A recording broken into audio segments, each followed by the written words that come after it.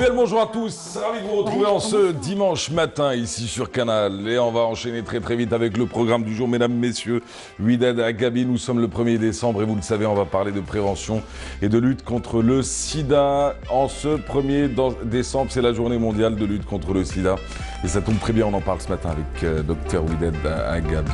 Où on en est sur la recherche dans le domaine de la lutte contre le sida. Nous allons revenir également sur la prévention et sur le traitement, ce qui existe en tout cas jusqu'à présent. Et aujourd'hui aussi, Myriam Oussaïd, le salon des plantes aromatiques. Ça vous dit quelque chose ou pas? C'est peut-être à découvrir aujourd'hui avec elle, le salon des plantes aromatiques. Et puis qui dit Myriam dit forcément Mounia Witis, qui elle sera là aujourd'hui pour parler. Alors pour parler du cododo, ça vous dit quelque chose? Le cododo, ça consiste en quoi? Ça concerne les mamans et les enfants. Forcément, on va y revenir, le cododo aujourd'hui. Siam Knouch, tout à l'heure, avec ses fameux contes.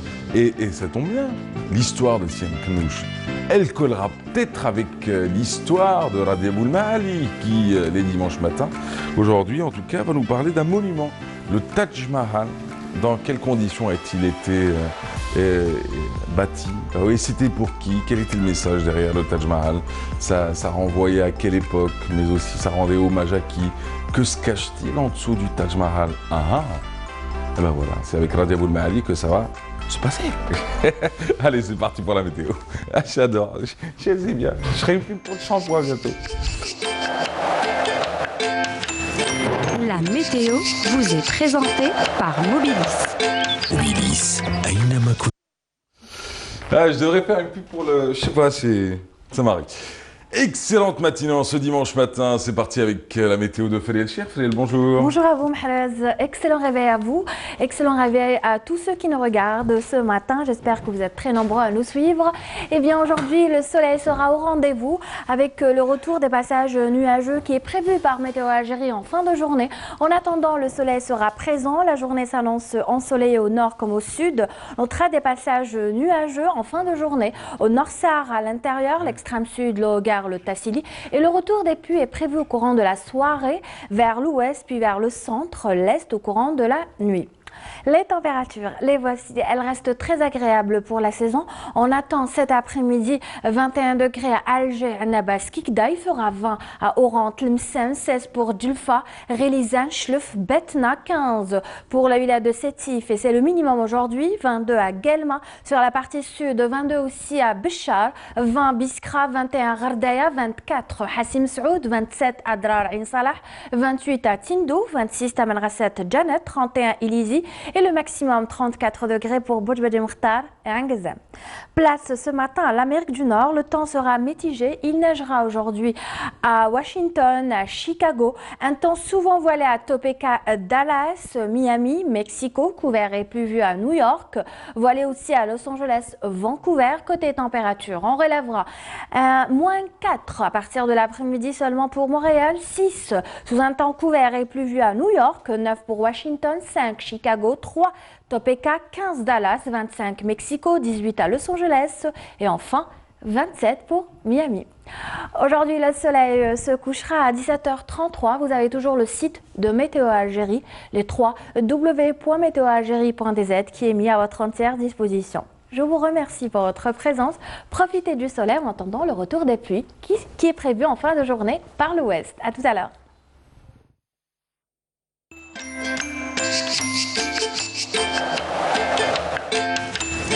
La météo vous a été présentée par Mobilis. Mobilis, Aïna Makuntum. On retiendra le retour des pluies en ce début de semaine. Voilà, des petites pluies. Voilà, exactement. Toute mignonne pluie. Sinon, votre fils va bien? Très bien, merci. Tout va bien.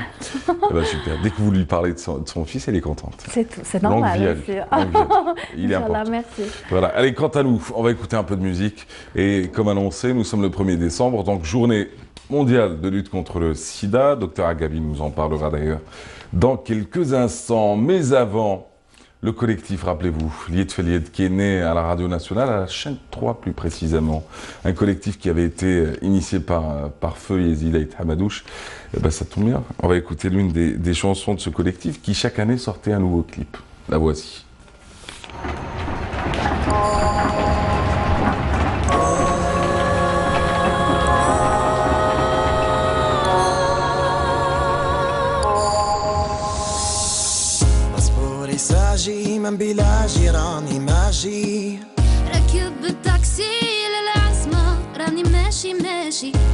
هاتش العشرة في دواري فنات البشرى عولت على الهجرة وخلي يا سيدي يسرى مسرى شمت يديا وهوت تصبح للقنصلية عرفت الراس حاكمين البلاص من قبليها بالزهد زاقورية جدني عالكيف قلبية سمحت في شغالي أحبابي وماني ديني دراخ دراخ ديني دراخ دراخ ديني يا ديني ديني ديني طلع الباري الغالية دراخ دراخ ديني دراخ دراخ ديني يا ديني ديني ديني طلع الباري الغالية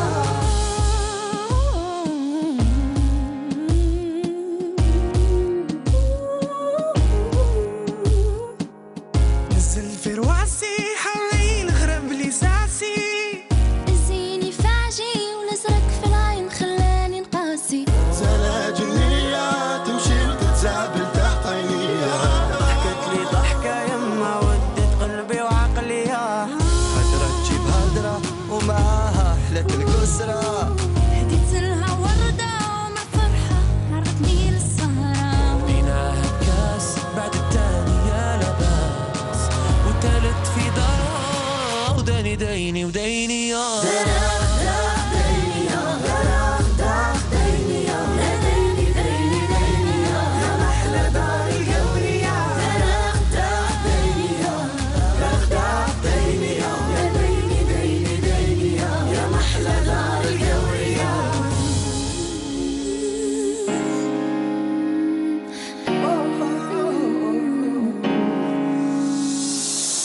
رجلي تحوالي وعشت الحب انا ودلالي بعد 7 ليالي هاني جاني بغرفة جاني يا وخدي انا احسن طلعون معاها بلا وقاية خلصت هوايا بهم خلى صحتي بكايا لا علم لا دين لا طب لا شياطين مرض الألفين ما عنده حتى دواء في الحين خملت بكاشي وتكلت على ربي العالية ندخل بلاجي حلوا البيبان الشرقي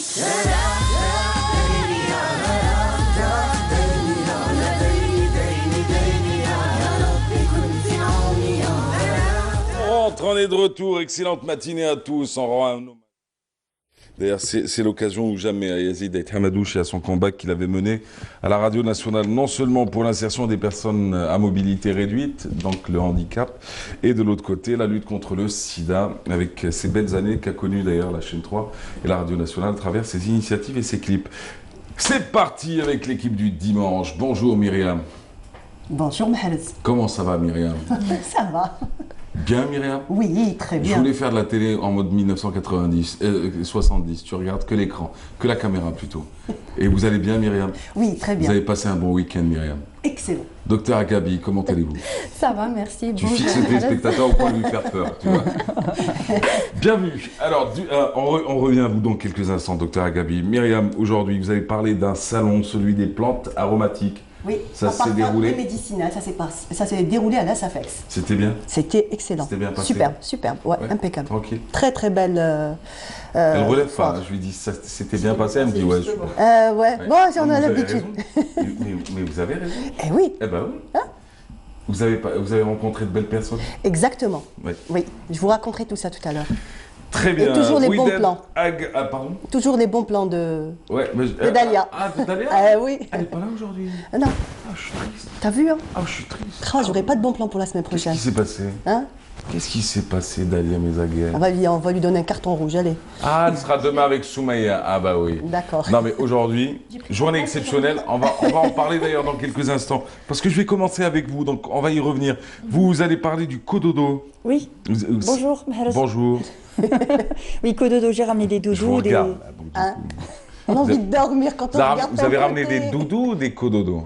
Des doudous, des gigoteuses, mais ce qu'il faut pas, enfin, ce qu'il faut pas pour le cododo et les dangers. Mais c'est quoi le cododo en un mot? Parce que Le vous me cododo, dites peut-être c'est- que toutes les mamans le savent, oui. oui, mais peut-être pas les papas. ou Si, peut-être pas les papas le savent aussi, parce que le cododo, c'est faire dormir bébé soit dans le lit des parentales, soit dans la même chambre des parents.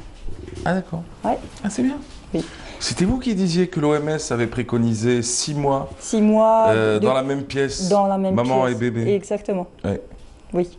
On va voir les dangers et les risques du cododo dans le lit, parce qu'il y a plusieurs sortes de cododo. Dans le lit à côté, dans un lit cododo et dans un lit à part dans la même chambre. Ouais. On va parler de tout ça. C'est fou. Oui. Vous avez utilisé tout ça, vous? Oui, bien sûr. Ouais. Ah ouais, le cododo, oui. Ouais. Et vous avez recyclé le premier pour la première et la deuxième? Oui, Heureusement. le même lit. On sort le premier, on met dedans le deuxième. Voilà, exactement. Il y a combien de différences entre les deux? 2 ans. 2 ans. Ah, c'est juste ce qu'il fallait. Quoi. Ouais, c'est juste ce qu'il faut. Ouais. Ouais, c'est peser, c'est peser, c'est emballer. Emballer, Ouais, c'est c'est peser. Emballer, c'est peser, c'est ça. Allez, C'est tu ça. le prends, c'est bon. Allez, on passe au deuxième. Docteur Agabi, avec vous aujourd'hui. Nous sommes le 1er décembre et nous allons forcément parler de la lutte contre le sida. Et on va commencer peut-être avec la question la plus basique qui peut exister, qui puisse exister, et pourtant pas aussi anodine. On en parle juste après ça.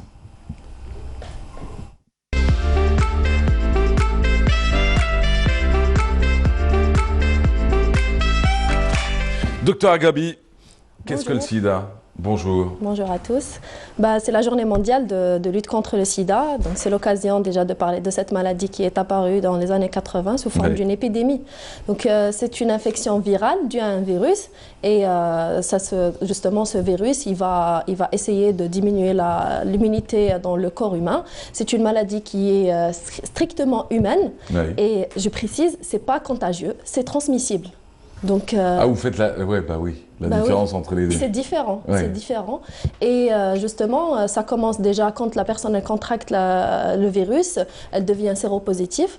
Et justement, c'est en ce moment-là qu'elle elle peut transmettre le virus, mais elle est asymptomatique, justement. Et on peut savoir si on est séropositif ou pas, c'est en passant par le dépistage.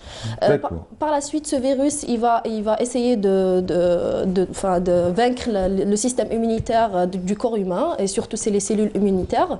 Et il va rester en combat avec les cellules immunitaires une durée qui va aller de 2 ans jusqu'à 15 ans, et c'est la phase chronique. Et la phase ultime, si la personne n'est pas traitée, elle va arriver à ce qu'on appelle stade sida maladie. Et c'est là où le virus pourra vaincre justement les cellules immunitaires. La personne, elle n'aura plus d'immunité, elle sera sujette à plusieurs infections et même à des cancers, et c'est ce qui va emporter le malade justement. Alors, séropositivité, maladie, vous avez expliqué, c'est-à-dire que la maladie est là, mais elle ne s'exprime pas de la même manière que quand on atteint le stade Exactement. Le stade 2, quoi, quand on a le sida tout court. Séropositivité, ça veut dire que la personne, elle a le virus, mais elle est asymptomatique. Oui. Mais sida maladie, il y a des symptômes et ça veut dire qu'on est au stade final, ça veut dire que la personne, elle n'a pas pris son traitement, elle n'a pas été dépistée. Donc les choses au début, on peut les dépister, on peut les traiter pour ne pas arriver au stade ultime. On peut être séropositif sans jamais passer à la phase 2 ? Oui. Si on est dépisté au bon moment et traité au bon moment, oui, on peut rester des années. Le virus peut être inactif pendant des années. On peut vivre aujourd'hui avec le VIH. C'est devenu une maladie chronique, justement. D'accord. Donc, avec tous les progrès des nouveaux traitements, tous les moyens de dépistage.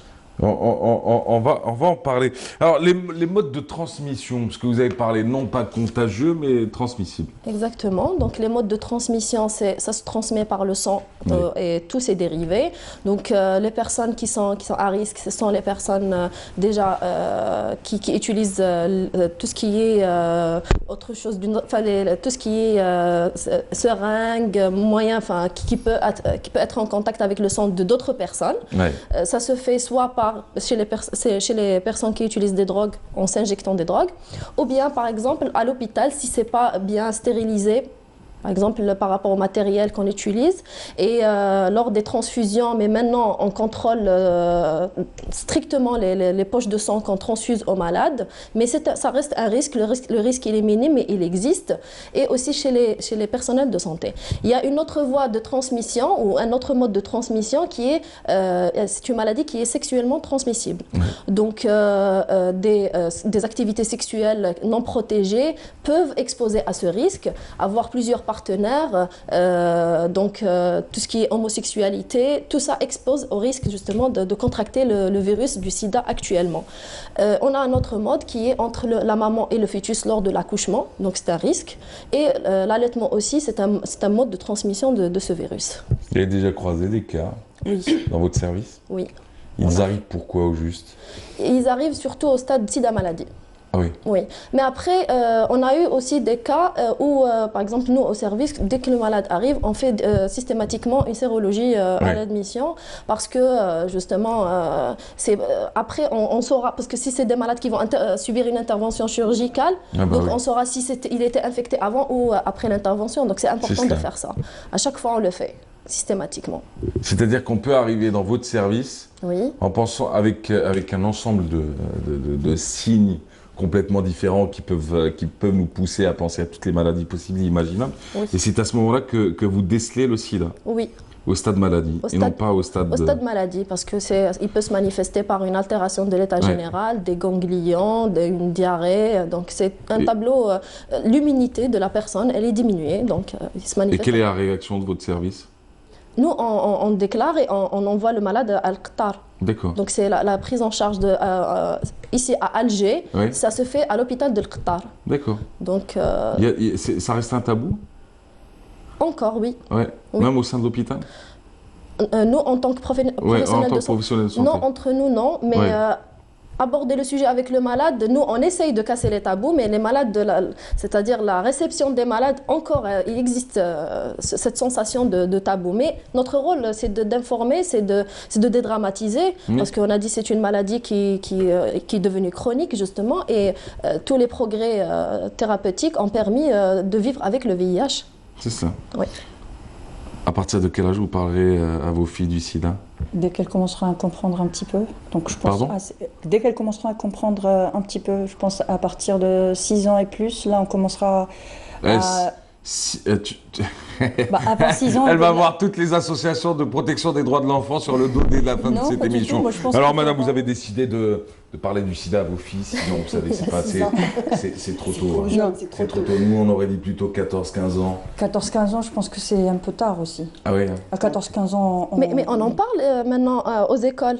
Ah oui? Oui, on sensibilise surtout les jeunes actuellement. Donc par rapport aux campagnes de sensibilisation, ça se fait aux écoles, au collège, au primaire. Voilà. Au collège, une fois, on nous avait donné un cours, c'était la prof d'arabe ou de... Je ne sais plus quelle prof, non, ça devait être la prof de sciences qui nous avait prodigué le cours. Et alors, je me rappellerai toute ma vie de ce fameux cours, elle avait parlé de sexualité. Et alors, le cours durait moins d'une demi-heure. J'avais 45 dans une classe. Et je me rappelle quand on liquidait le sujet, après elle dit bon, alors aujourd'hui tu poses toutes les questions, hein, et après on n'en parle plus. Hein. Et je ne sais pas pourquoi elle me regardait comme moi. Elle dit Rabia, t'as quelque chose à dire? Non madame. Mon cher. J'avais 14 ans quoi. Ouais, c'est vrai que c'est pas faux, on en avait parlé, on avait évoqué. Vous évoquerez le sujet avec vos enfants? Oui, j'ai commencé déjà. Donc c'était même qui ont posé la question, donc j'ai essayé de leur expliquer un petit peu. C'est ça. Voilà. Donc, déjà ils ont conscience de ça, ils en ont entendu parler un peu partout, donc si ils posent déjà la question, qu'est-ce que c'est, comment, voilà. Il faut expliquer clairement avec des mots très simples, surtout au départ. C'est ça, bah ouais. Oui. Voilà. Ouais. Donc déjà. Alors les personnes vivant avec le VIH sont le moteur de la lutte contre le SIDA et c'est pas fou. Vraiment pas faux. Alors, si vous le permettez, docteur Agabi, dans quelques instants, on reviendra sur les progrès thérapeutiques. Oui. Vous avez parlé de la prise en charge qui se fait à Al-Qtar, pour la capitale notamment. Oui. Mais ça, on va y revenir dans quelques instants. Mais juste avant, c'est Leila Benaïcha qui a été à la rencontre d'une responsable dans le secteur de la santé à l'occasion de la Journée mondiale de lutte contre le sida. Le slogan 2019, les organisations communautaires font la différence. On en parle d'ailleurs avec elle. Je vous propose de suivre ce témoignage et puis on se retrouvera juste après. Depuis le premier cas 1985 jusqu'à présent, nous avons le nombre notifié, c'est aux alentours de 13 000 cumulés. Mais si on estime, c'est entre 14 000 et 16 000 cas de sida. Les populations, la personne qui connaît son statut, donc elle est prise en charge. Si elle est dépistée positive, elle est orientée pour une prise en charge. Et donc le gouvernement algérien, le sida, c'est une priorité pour le gouvernement algérien. Juste pour vous dire que sur le seul budget, pour le budget alloué au VIH, sida, il y a 97% sur le seul budget de l'État.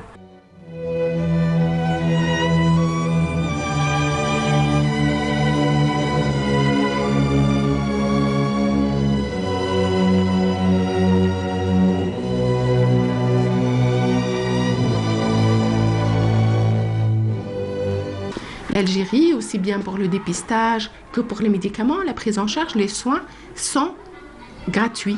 C'est l'accès universel, aussi bien pour la population nationale, c'est-à-dire pour les citoyens, pour les Algériens, que pour les étrangers. Donc, on a l'accès universel et gratuit. Nous sommes engagés avec les organisations internationales pour la lutte, pour la riposte contre le VIH. Et là, nous avons un comité national qui est composé de 13 ministères. Donc c'est multisectoriel, 13 ministères et départements ministériels, mais nous avons aussi des associations qui font partie de ce comité. Et donc chacun, il apporte quelque chose dans son secteur. C'est vrai que le gros est fait par le ministère de la Santé, qui est le lead en matière de riposte pour le VIH, mais nous trouvons aussi les autres secteurs. À titre d'exemple, si je parle du ministère des Affaires religieuses, nous avons élaboré, en collaboration avec le ministère, un guide des morshidettes. Et donc, eux, ils travaillent par rapport à la sensibilisation, par rapport à l'information et par rapport à la lutte surtout contre la discrimination et la stigmatisation.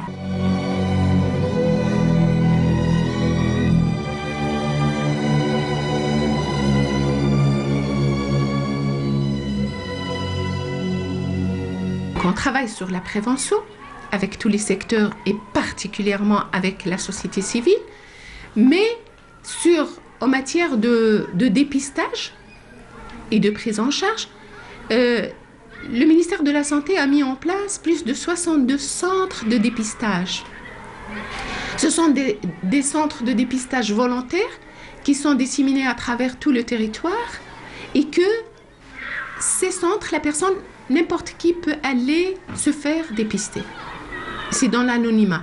Le ministère de la Santé, il veille à ce que les personnes soient prises en charge dans sa globalité et un accompagnement. Et pour cela, donc, 16 centres qui sont à travers le territoire et avec une formation continue, avec l'actualisation du guide de prise en charge du VIH, de l'infection à VIH, le guide thérapeutique, l'élaboration d'un guide de dépistage de diagnostic biologique et bien sûr nous avons aussi mais tout cela se trouve dans notre plan stratégique. Voilà. On est de retour et c'était donc des images réalisées par Leila Benaïcha qui nous parlait donc de la prise en charge, mais également du slogan de cette année et du sida en général en Algérie. Alors, docteur Agabi, vous en parliez il y a quelques instants en coulisses, on parlait du dépistage. Vous disiez que dans certains pays, on pouvait acheter un petit... alors comment on peut, un petit test. Voilà, un test disponible en pharmacie. Oui, oui. Ça permettait au moins de pouvoir assumer la chose seul parce qu'il est vrai que quelquefois, on n'ose pas aller... Exactement, exactement. Ouais. On a une photo qui montre justement ce test. C'est un test de dépistage que la personne peut acheter en pharmacie et qu'elle peut se faire dépister toute seule, en toute tranquillité, en privé. Ouais. Donc, sauf qu'il n'existe pas encore chez nous. Oui, je ne sais pas quand est-ce qu'on va l'avoir ici en Algérie. Et ce test, si il est positif, il faut aller confirmer par un test sanguin comme dans le test de grossesse. D'accord. Oui. Vous en connaissez un bout? Oui, test de grossesse, bien sûr. Oui. Non, c'est pour ça que j'en parle. Après, c'est pas un tabou le sida. Exactement. Mais sinon, il faut aller en labo, quoi. Oui, dans les hôpitaux, il y a les centres de dépistage, mais Oui. actuellement, avec toutes les campagnes de sensibilisation, on se fait dépister dans la rue. Ah, dans la rue? Oui, carrément, oui. Surtout lors de à l'occasion de cette journée mondiale, il y a beaucoup de campagnes de sensibilisation dans Mais les de rues. toute manière, quand on fait un don du sang, on C'est est sujet aussi. systématique. Ah bah ouais, c'est Bah bien oui. ça. Ah oui, C'est bon ça. on vérifie le sang systématiquement. Ou quand on va se faire opérer pour Oui, oui. une quelconque opération. d'ailleurs. Exactement. Mais il faut savoir que le dépistage se fait avec consentement du patient. On lui explique. On ne peut pas le faire derrière son dos comme ça. On demande au patient est-ce que vous voulez vous faire dépister et que c'est de l'anonymat. Même dans le cas d'une opération? Ah oui, Même on leur explique. l'acte chirurgical? On leur explique, toujours. Toujours on leur Parce que explique. sinon, ça mettrait en danger aussi le personnel de santé. Bien sûr, bien sûr. On leur explique, c'est important, que ça va mettre en danger le personnel de santé, le matériel aussi qu'on va C'est utiliser. ça. Donc tout ça, on explique. Il faut informer toujours. Mais je pense aussi que lors de la grossesse aussi, on a aussi un dépistage, on fait la sérologie, Oui, donc on a oui. aussi le Avant le dépistage. mariage aussi. Avant Donc, le mariage aussi. ce qu'on appelle le bilan prénuptial. Exactement. Oui, Il on est le obligatoire là En principe, avec oui, le certificat aussi. Ah ouais, quoi, c'est pas. Tu te rappelles la Ouais, grosse- Atterrissage difficile. En fonction du médecin, personnellement, si quelqu'un vient pour un certificat prénuptial, on demande systématiquement une sérologie. Mais après, l'information, c'est Mais le pris. certificat existe encore? Bah oui. Dans le Pour dossier. pour le Dans le dossier, pour dossier. se marier, oui, bien sûr. Oui. Faut, Oui. faut fournir un dossier avec. Je me suis marié au Nicaragua, c'est normal. Non mais sincèrement, ça existe. Oui. Vous Ça faites existe. un certificat pour aller vous marier? Oui. D'accord. Certificat de bonne santé. Certificat de bonne santé. Voilà. Ah ouais. Quand Tu t'as le la présentes à forme, ta tu peux te belle-mère? marier.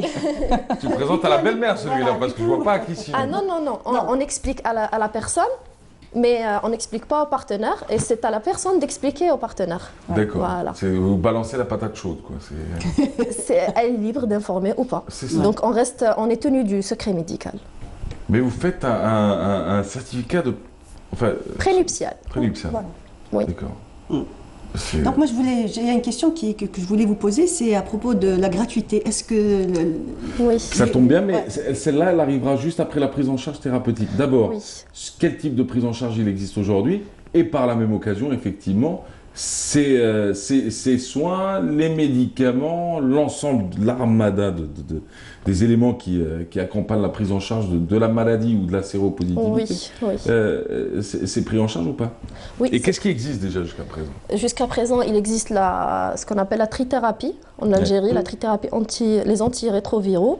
Et on le donne quand la personne est séropositive, justement pour inactiver le virus, le rendre inactif. Ça veut dire qu'il a toujours le virus dans l'organisme, on ne va pas l'éradiquer de l'organisme, mais il est inactif. On diminue le taux de transmission, les chances de transmission de ce virus. Dans le monde, il y a eu des progrès. Donc, il y a des thérapeutiques qui ont été découvertes. On a la bithérapie en un seul comprimé, par exemple. D'accord. On a aussi des injections qui se font une fois par mois, aussi qui remplacent les comprimés. Et il y a aussi un traitement qui est en essai, les chercheurs sont en train de travailler là-dessus, qui pourrait guérir complètement le VIH. C'est encore en cours d'essai, ça a été testé chez les animaux, mais ça n'a pas encore été testé chez les êtres humains. Et sur les animaux, ça a donné Ça a donné, résultats. justement. Espérons qu'on aura ça bientôt. Eh ben, on l'espère, on le souhaite. Et le traitement d'une femme enceinte séropositive est le même qu'un traitement? Oui, oui, et justement, on a eu Mais des aujourd'hui, femmes... on peut avoir une femme qui peut accoucher tout en étant séropositive?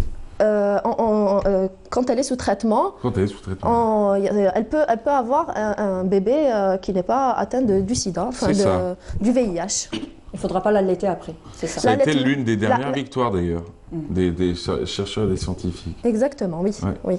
On a diminué, c'est-à-dire on n'arrive pas à éradiquer, mais on arrive à rendre ce virus inactif. C'est ça. Les chiffres qu'on a, en 90, les années 90, on avait 99% de mortalité par VIH. Actuellement, c'est moins de 5%. Combien? Moins de 5% de mortalité. Et moins de 5%, ce taux-là, c'est quand c'est des personnes qui ne sont pas dépistées au bon moment, qui n'ont pas pris de traitement, donc qui passent directement à la phase sida maladie. Et le traitement est gratuit? Oui. Et pour les Algériens et pour les étrangers. Pour éviter tout risque de contamination. Exactement, exactement. Donc, avec le programme de lutte contre le sida qui a été débuté en 2016 en Algérie, donc le traitement il est gratuit, il est pris en charge à 100% par la sécurité sociale. Donc, très bien. N'oublions pas que le virus du sida est toujours là. Eh ben oui, il est partout surtout.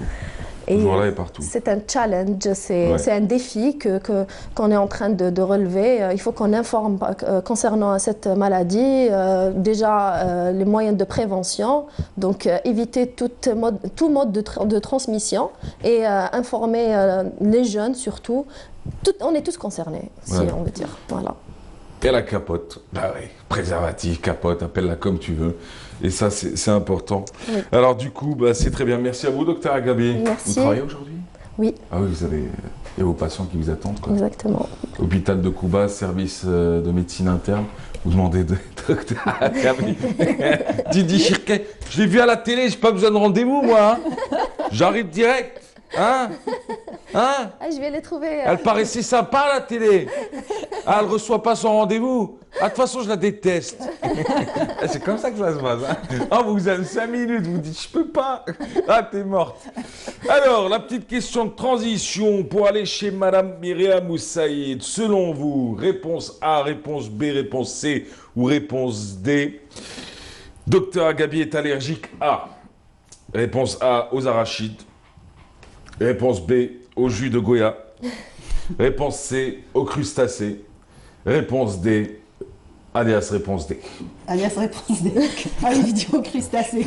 Alors pour ceux qui... bah oui. Si t'as suivi l'émission d'hier, tu sais.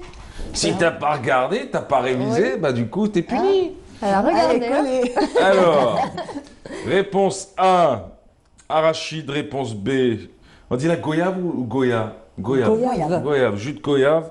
Ou réponse C, crustacé. Réponse D. Réponse D. Crustacé. Pourquoi crustacé? Parce que je la connais, je passe avec elle le lundi.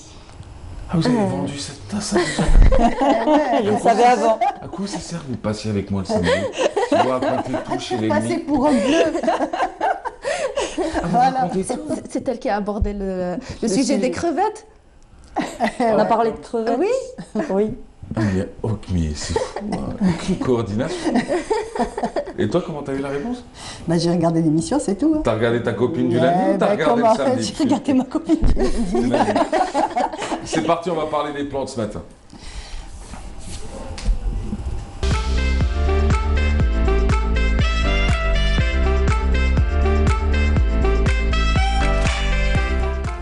T'as regardé ta copine ou t'as regardé le samedi? J'ai regardé ma copine, parce qu'après je lui tombe dessus, après je la critique. Ça c'était bien, ça c'était pas bien. Ah oui, il faut bien.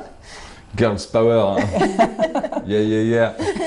Tu sais, Spice Girls, ils ont essayé une reprise il y a pas longtemps. Ah alors? Ouais, sauf que Victoria Beckham manquait à l'appel. Avec une tournée et tout, hein. C'est la seule. Mais bon, en même temps, tu chantais tellement mal, donc je voyais pas le truc. Ah, les Spice Girls. Ah ouais, non, elle chantait pas, quoi. Ouais, elle, c'était la jolie de service. Par contre, elle manage bien les hommes. Et elle a bien managé son mari. Allez, c'était la petite parenthèse people qui ne sert à rien et qui pourtant intéresserait plus que de parler d'autres sujets. Alors du coup, ce matin, on va parler d'un salon des plantes aromatiques. Oui, médicinales et à parfum. Donc c'est la quatrième édition. Ça s'est déroulé à la foire. Donc c'est la première fois que ça se déroule à la foire, à la Chambre d'agriculture. Donc c'est un événement qui a drainé beaucoup de monde, beaucoup de professionnels et aussi beaucoup de gens qui sont tout simplement intéressés par les huiles essentielles et tous les dérivés de cette filière. On va dire qu'il y a un engouement nouveau pour la simple et bonne raison que beaucoup de gens commencent à retourner vers tout ce qui est bio, tout ce qui est naturel. Donc les gens commencent à éviter les shampoings, les savons. Et en même temps, il y a énormément on va dire, de petites entreprises qui sont en train de pousser par-ci, par-là. Donc c'est des gens qui font du savon naturel, qui font beaucoup de produits cosmétiques naturels. Et vraiment, il y a un engouement vers ça. C'est pour ça que je vous ai dit que la 4e édition Mahrez a connu vraiment un engouement donc, pour cet événement. Voilà. Alors, Alors, les huiles essentielles, il y en avait énormément. Il y en avait d'une région à une autre, parce que ce qu'il faut savoir, c'est que certaines régions ont des plantes spécifiques. Donc, chaque région a ses huiles essentielles. Mais le plus important, c'est que... alors, ils sont venus d'un peu partout, donc de Tlemcen, de Constantine, de Kabylie, ou même aussi d'Alger et de ses environs. Donc, des huiles essentielles, on va dire qu'il y a à peu près... allez, on va dire une quinzaine qui sont vraiment demandées par le grand public. Donc, mis à part les huiles essentielles, il y avait aussi donc, les hydrolats. Il y avait aussi, j'ai rencontré donc, un producteur de safran donc, qui est du côté de Khenchla et qui a eu une récolte extraordinaire. Et même le safran, donc mis à part, c'est vrai qu'on l'utilise beaucoup en cuisine, mais on peut aussi l'utiliser en cosmétique. Aussi, il y a certaines personnes qui font avec du savon ou d'autres choses. Donc, moi, ce que je vous propose, c'est déjà d'aller regarder le salon. On va voir tout ça et on revient. C'était à la SAFEX, c'était la semaine dernière, c'est le Ça s'est salon... fini hier, donc hier c'était le dernier jour. Et ben voilà, c'était le salon des plantes aromatiques, ça s'est pas laissé, donc le temps d'un week-end, c'est ça? Un peu plus, 4 jours. Ah oui? Ah oui. Ah c'est pas mal. Oui. Allez, c'est parti, c'est Myriam qui nous propose ce reportage. La 4e édition du Salon des plantes aromatiques, médicinales, à parfum et huiles essentielles s'est déroulée à la SAFEX. Un rendez-vous qui connaît un succès grandissant chaque année. Cette exposition vente englobe 29 exposants, 29 exposants de 12 wilayas pratiquement. Ce n'est pas tout le monde qui produit qui est là, mais c'est déjà une très bonne chose. Le but de cette exposition est surtout de faire connaître les exposants eux-mêmes, entre eux-mêmes, c'est déjà le plus important. Faites connaître le produit qui est produit en Algérie pour la population et pour la famille médiatique. Et essayer de préparer une base et une feuille de route pour le vrai développement ou le vrai démarrage de cette filière. Moi, je suis installé dans la wilaya de Khenchla, en altitude à côté du mont Chelia, à 1500 mètres d'altitude. C'est là qui réussit le mieux, d'après les analyses. Pour ma propre production, moi, j'ai réussi cette année à produire sur 1000 mètres carrés approximativement 3 kg de safran pur, ce qui est énorme par rapport aux données internationales. Cette plante réussit très très bien chez nous. Les participants de plusieurs wilayas d'Algérie sont venus avec des produits d'une très grande qualité, ce qui a attiré de nombreux professionnels dans le domaine de la cosmétique et de la parapharmacie. J'ai créé ma petite entreprise l'année passée, l'Huilex de Trara, pour l'extraction des huiles végétales et les huiles essentielles. Beaucoup plus exploitation des figues de Barbarie. Un groupe de femmes rurales pour faire manuellement l'exploitation des figues de Barbarie. Alors, on a choisi la filière des plantes à parfum aromatique et médicinal. Et donc, voici les produits de notre activité. Vous avez une gamme d'huiles essentielles, des hydrolats, des huiles d'olive aromatisées, les graines qui permettent de faire pousser ces plantes et obtenir ces produits, du matériel de récolte qui permet à nos partenaires récoltants de faire leur travail de manière optimale, et en fin de chaîne, de la formation en aromathérapie pour enseigner l'utilisation des huiles essentielles, quels sont les principes actifs des plantes, comment les utiliser, etc. Les objectifs du salon est de promouvoir la richesse naturelle de notre pays et mettre en avant tous ces producteurs et innovateurs dans le domaine. Voilà, les fédérés autour d'eux. Oui, exactement. C'est un peu ça. Exactement. Alors, du coup, il y a eu du monde ou pas? Il y a eu énormément de monde, Mahrez, comme je vous l'ai expliqué tout à l'heure. Donc, beaucoup de professionnels donc, dans la matière. Parce qu'en même temps, c'était une expo-vente, c'est ça qui est intéressant. Donc, ils ne sont pas uniquement venus exposer, donc ils ont vendu leurs produits. Il y a plein de gens qui pouvaient acheter de toutes petites quantités d'huile essentielle pour les utiliser pour, on va dire... Vous avez acheté quoi? Personnellement, oui. Du safran. Un peu de safran, oui. C'est pas une huile? Non, c'est pas une Ah, huile. vous avez Il y avait le safran en même Oui, temps. il y avait même De quelle du origine? safran. De Khenchla. Ah, de Khenchla. De Khenchla, voilà. Donc, Avec les Ça a crustacés, commencé à c'est super donner bon. ah, c'est bon. Ça a commencé à donner? Oui, ça commence. Non, ça donne de très très bons résultats parce et que surtout, ça- comme il l'a expliqué, en altitude. Il y a quelques années, sur ce même plateau, on parlait du lancement de Non, ça la c'est production oui. de safran. Ça a vraiment pris de l'ampleur, puisque même dans le sud, du côté de Radaya aussi, donc il y a des petits jeunes qui commencent Il y en à, avait à Constantine à aussi. Constantine aussi. Ouais. Ouais, j'avais déjà rencontré, on avait ramené la dame qui faisait ça. Donc ce qu'il faut savoir, Mahala, c'est que les huiles essentielles, il y a une cinquantaine d'années, au niveau mondial, il y avait à peu près 300. Donc il y avait 300 huiles essentielles qui étaient commercialisées à travers le monde.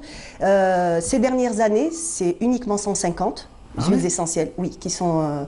pourquoi? Parce qu'il y a... On aurait plutôt pensé que ça aurait augmenté. En fait, si le volume des productions a augmenté, Mais la variété, non. mais la variété a diminué. Pourquoi? Parce qu'on a besoin uniquement de certaines huiles essentielles Pas d'autres. pour faire, bien entendu, d'abord c'est de la parfumerie, ensuite la cosmétique, et vient par la suite tout ce qui est aussi pour faire des produits de beauté ou autre chose. Voilà, et en parapharmacie aussi.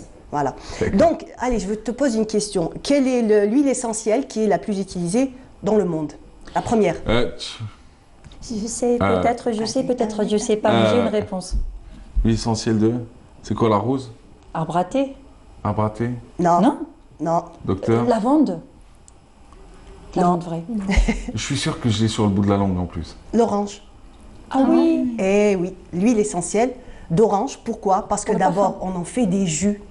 C'est l'un des fruits les plus commercialisés, où on fait beaucoup de jus avec. Et donc, étant donné que la pulpe reste, et c'est de là qu'on tire la pulpe. Voilà. Et le premier producteur... C'est de là qu'on tire l'huile. Exactement. Donc, le Brésil et la Floride, avec à peu près 100 000 kilos par an. Voilà. Ouais, quand même. 110 000, voilà, 110 000 Litres? litres. Voilà. Mais en fait, les huiles essentielles se comptent en litres, pas en kilos. Hein. Voilà. En kilos Alors, ou en litres? En litres. D'accord. En litres. Par la suite, allez. Ensuite. Qu'est-ce qui viendrait après l'orange? Le jasmin. Non. Arbre à thé? Non. Lavande? La menthe. Ah oui. Eh oui. Et tous ces tubes de dentifrice que vous utilisez, qu'est-ce que ça a? Le goût de menthe. Donc, le deuxième producteur, c'est la menthe. Et pendant très longtemps, donc, celui qui avait le monopole, c'était la Chine. Et ces dernières années, c'est l'Inde. Ah, c'est l'Inde. Eh oui, voilà. Donc, c'est ces trois. Il y a la troisième par la suite, celle qui vient après, c'est... Je cherche même pas. C'est bon, j'ai baissé les C'est la lavande. L'eucalyptus. Oui, ah bah oui. L'eucalyptus. Voilà. Donc par contre, c'est la Chine qui détient le Calyptus. calyptus. C'est pour le rhume, l'eucalyptus. Oui, voilà. Donc tout ce qui est sirop pour la toux Voilà, et tout ce qui exactement. s'ensuit. Donc c'est voilà. D'accord. Ça rentre dans ces Vous produits-là. avez un classement qui va jusqu'à 10? Non, ou non, ça y est, on s'arrête? va mettre Ah, les d'accord. trois premiers. Et bien entendu, ensuite, après, il y a la rose, il y a l'arbre à thé, il y a la verveine, il y a plein d'autres huiles essentielles qui sont, on va dire, réparties un peu partout dans le monde. Il y a le nord de l'Afrique, donc le Maghreb, qui commence un petit peu à faire son apparition. Dans Et le Karmos. Dans le Karmos, exactement. Donc l'huile essentielle de figue de Barbarie. Nous avons ensuite l'huile d'argan. Donc j'avais rencontré la petite jeune fille donc, de Tlemcen qui fait l'extraction de l'huile d'argan et qui est d'une très très bonne qualité. Donc elle était vraiment contente de sa production. Donc je vous ai dit, pourquoi un petit peu le Maghreb commence un petit peu à pouvoir rentrer, on va dire, dans ce challenge? Pour la simple et bonne raison, comme je vous l'ai dit, la demande grandit même au niveau de l'Europe et un petit peu partout dans le monde. Donc la demande est grandissante du moment où il y a la demande. Donc on peut commencer à introduire donc, ce domaine qui était quand même un petit peu très fermé, réservé à certains pays. On connaît bien entendu grâce avec ces huiles essentielles de lavande et des fleurs aussi. Donc petit à petit, on commence un petit peu à pouvoir introduire nos produits, bien entendu avec une certification. C'est un petit peu compliqué. Le problème que rencontrent la plupart de nos producteurs, c'est la certification. Donc à chaque fois, c'est ce problème qui est récurrent pour pouvoir exporter et proposer leurs produits. Très bien. C'est tout? Oui. Tout va bien? Super. Impeccable. Sinon, vous avez acheté des huiles? Non. Si, non. Oui, un petit peu d'huile de lavande. Ah, de lavande. Eh oui, pour les... Pour en faire quoi? Pour les pieds? Pour les répulsifs de poux. C'est un bon répulsif. Eh oui. On en a parlé. Ouais. Tu en as parlé. Tu penses qu'il y a toi dans ma vie ou c'est quoi? Si tu n'écoutes pas, tu n'es pas concentré. Mon cher Rib.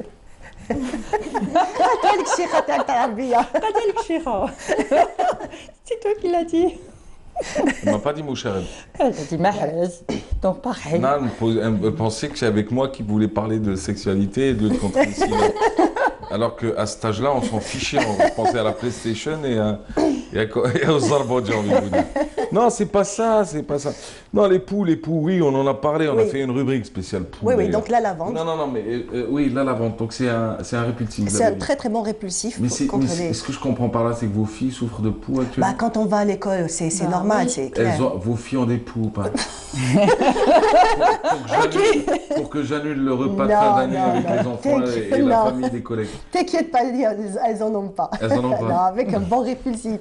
Après, maman, ça sent pas bon. Je dis, mais si ça sent bon. La maîtresse m'a dit que tu as une drôle d'odeur. Maintenant, je vais faire une fiche de renseignement avant d'inviter qui que ce soit. Alors, les poux, un test de sérologie. Et troisièmement, on va faire même un petit truc. Je crois que tu vas le manger tout seul, ton gâteau. Moi, je dis, à la fin de l'année, sur à personne. C'est comme le gars qui invite des gens et qui lui dit, bon, tu me ramènes tel cadeau, personne. Bon, très bien, merci. Docteur Gabi. Merci. Bonne route pour Cuba. Bonne chance avec vos patients. Merci. Je vous souhaite une excellente journée, une excellente semaine. On se retrouvera le week-end prochain avec beaucoup de joie et avec beaucoup de plaisir en tout cas. Merci à vous. Mounia Ouitis, on se retrouve dans quelques instants. Ce sera vous en piste. Bah, Je serai mais qu'est-ce qu'elle a ce matin, Sophie? Je suis de bonne humeur, j'ai passé un bon week-end. Ah ouais? Vous avez fait quoi? Vous n'avez pas dit ça? Ah, bah, tu ne nous as pas posé la question. Si, j'ai posé la question. J'ai dit comment était le week-end. C'est à moi que tu as posé la question. Non, mais quand je parle à elle, je sais que je parle à toi aussi. Donc du coup, qu'est-ce que tu as fait ce week-end? Là, je suis partie au bled. Où? À Simeroun. C'est où? C'est là-haut, dans la montagne. C'est pas loin de Bougie. Et puis de là-haut, on a la vue sur la vallée de la Sommam. C'est magnifique. Vous avez fait quoi? On a passé la journée à... La journée? Oui, c'était que la journée. À récolter des olives, du chardon aussi, et le gernina, si tu connais. Voilà. Et vous avez dormi là-bas? Non, on n'a pas dormi là-bas. Vous avez dormi où? À la maison, on est rentré. Ah, vous êtes rentré le jour même? Oui, oui. Avec 2 bébés, c'est pas évident. Hein. Pas toujours facile. Et vous avez démarré tôt le matin, quoi? Non, pas vraiment. On a démarré à 9h, on est arrivé à midi. On a passé l'après-midi, bien. On est rentré. Et vous avez mangé chaud sur la route? Non, on n'a pas mangé chaud sur la route, on a mangé beaucoup d'huile. On a acheté de l'huile d'olive. Ah, vous buvez l'huile, vous? Pour non, vous avec alimenter. du pain. Avec du pain, c'est super bon pour la gorge aussi. En ce moment, avec des petits poireaux sauvages. Oh là. Ah, c'est... Ouais. C'est bon, ça. Vous connaissez Dra El Mizan? Oui. Eh bien, ça tombe bien. On y va là tout de suite. Avec qui? Avec Samia Bouharoul, qui nous emmène vivre la culture du safran à Dra El Mizan, pardon, dans la wilaya de Tizi Ouzou. C'est à découvrir. On se retrouve juste après. La culture de l'eau rouge séduit de plus en plus d'agriculteurs. Le cas de Amir qui procède ce matin à la cueillette de ces fleurs dont les bulbes ont été plantés depuis environ 4 semaines. Ce safranier qui a lancé cette expérience à Dra El Mizan utilise des méthodes typiquement artisanales. Il faut faire un choix des bulbes. Il faut d'abord, lorsqu'on choisit nos bulbes, il faut acheter des bulbes avec leur certificat de bonne santé. Il faut travailler de la manière artisanale le plus possible. Il ne faut pas qu'il y ait des machines, il ne faut pas qu'il y ait des pesticides, des insecticides, des engrais, rien. C'est pourquoi on choisit un peu les terres jachères, les terres qui n'ont pas été travaillées déjà. Et pour avoir un produit bio de qualité, voici la méthode adéquate, car le prix du safran dépend de sa qualité. Là, on commence à faire l'émondage. C'est une opération très délicate. Il faut éviter d'altérer le produit. Voilà les pistils rouges. C'est ça le safran. Là, c'est la fleur de safran. Et là, c'est les pistils. Il y a 3 stigmates dans chaque fleur de safran. Donc, les 3 critères du safran, et on reconnaît un bon safran par rapport à ça, c'est d'abord le safranal, l'odeur apportée par le safran. On a la crocine, c'est le goût apporté au plat. Il va rehausser le plat, il va faire ressortir toutes les saveurs du plat. Il va apporter un goût un peu terreux, un peu amer. Et on a la picrocrocine. La picrocrocine, c'est la couleur apportée au plat, bien sûr, parce qu'il va virer un peu au jaune. Après le séchage, une étape très importante où le safran perd 80% de sa masse, on procède à la conservation qui dure entre 2 à 3 mois. Si Amir entame aujourd'hui sa première expérience dans la culture du safran, c'est grâce à des noms qui brillent déjà sur le marché international. Ce sont les premiers safraniers en Algérie. C'est Madame Louise Assidi Haket. et son mari Mustafa Aknouch, qui se sont installés, ils sont revenus de France, ils se sont installés ici en Algérie, du côté de Constantine. Ils ont commencé à faire leur première safranière. Après, ils ont incité les gens au fur et à mesure. Ils les ont formés, ils ont créé d'autres safranières. Donc, il y a un safran algérien, c'est celui de notre présidente. Ce safran-là, le safran Tariqi, qui a été classé catégorie 1. Il est l'un des 4 meilleurs safrans au monde. Un peu moins de 10 kilos est la quantité de safran produite par l'Algérie. Cet artisan safranier qui a mené cette première expérience en Kabylie ambitionne de contribuer au développement de cette filière en sensibilisant les agriculteurs à se lancer dans la culture de l'eau rouge, un marché très prometteur. Ah ouais, le safran, c'est de l'or. Hein. Ah oui. Ouais.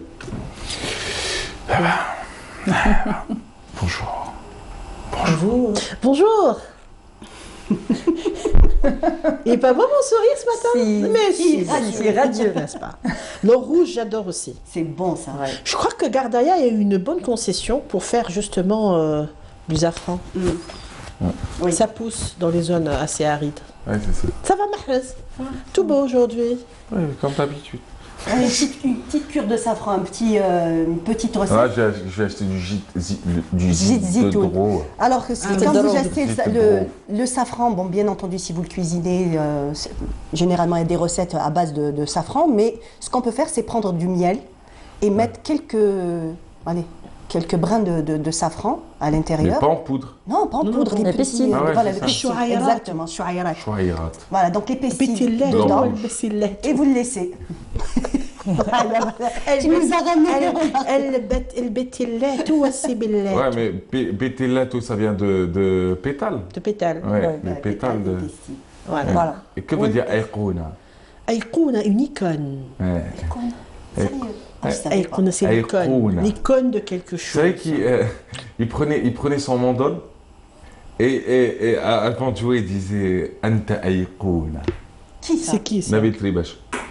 Je dis ça, je dis rien, j'assume. Alors, maman et enfant, on envoie quelque chose ou on y va direct? Et on balance la sauce. J'aime bien le petit lapin là. Bah oui, il est chou, hein. On voit? Oui, allez, on voit? C'est beau, c'est joli. Tu sais ce qu'on dit dans ma famille? Ce qui t'appartient m'appartient. Ce qui lui appartient m'appartient. Et donc, du coup, ce qui m'appartient t'appartient. Bienvenue dans la famille.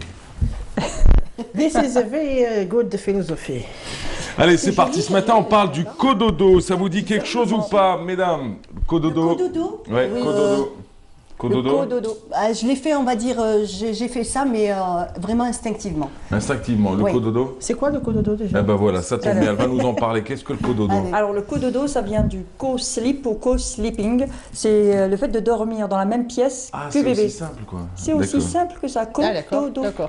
C'est simple. C'est comme du convoiturage en fait. Voilà. Sauf que tu le fais avec ta descendance. Ouais. Voilà. Je l'ai fait avec ma descendance durant 6 ans. Ah, tu vois, voilà, c'est ce que je te dis, c'est instinctif.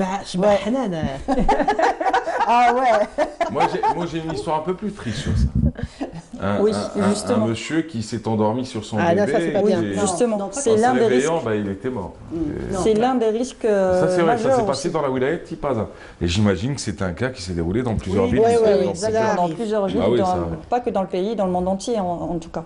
Donc le cododo, qu'est-ce que c'est? C'est le fait de dormir avec son enfant dans la même pièce. Surtout dans la même pièce, donc soit avec un lit à part, à côté du lit parental, soit avec un lit spécial, un lit cododo, on appelle ça un lit cododo, qu'on peut coller sur, au lit des parents. Je pense qu'on a des images, voilà, comme vous le voyez sur l'image, où le bébé est dans son lit, mais à côté des parents. Comme ça, on ne risque pas de se rouler dessus. C'est un berceau avec une face ouverte. Exactement. Et là, on ne risque pas de se rouler dessus, ou de lui rouler dessus. Elle est poilue, la femme, hein? Elle est poilue. Elle est chevelue. Elle est chevelue, les cheveux et le coussin derrière, oui. Moi, le week-end sur Canal, j'ai du charme. Entre l'autre qui me parle de cheveux la veille et elle qui me montre des photos comme ça m'inquiète. Alors, du coup, voici d'autres modèles. Voilà, un autre modèle de lit cododo. Voilà. Plutôt du côté de la maman, hein, bien sûr. Du côté de la maman, parce que ça favorise l'allaitement. C'est surtout pour ça. C'est surtout, voilà, exactement. C'est surtout pour l'allaitement.